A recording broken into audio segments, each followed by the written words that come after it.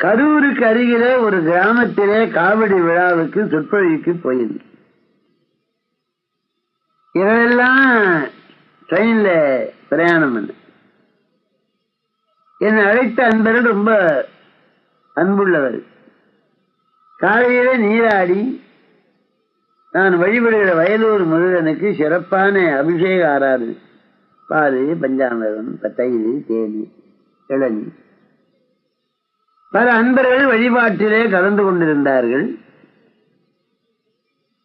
நான் ஒரு 2 மணி நேரம் வழிபாடு செய்தேன்.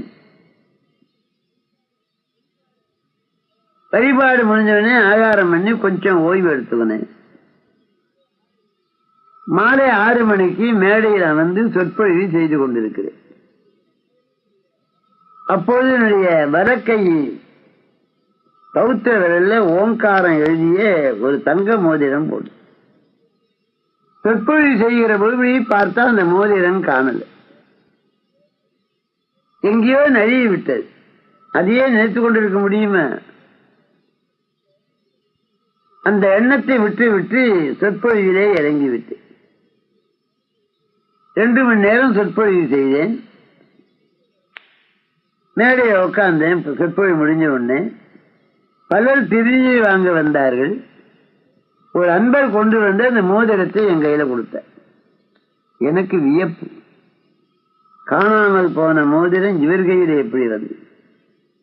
இது ஏதுன்னு கேட்டேன்.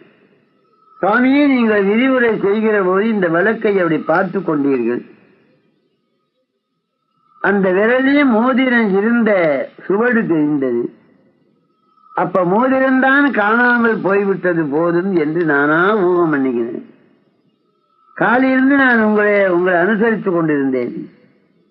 எப்படி போயிருக்கும் என்று சிந்தித்தேன். அந்த அபிஷேக தண்ணி கொட்டிய இடத்திலே போய் தேடி பார்த்தேன். பழைய மலர்களும் அர்ச்சனை செய்த புஷ்பங்களும் குவிந்திருந்தன. சிறிது நேரம் தேடிய உடனே மோதிரம் கிடைச்சது.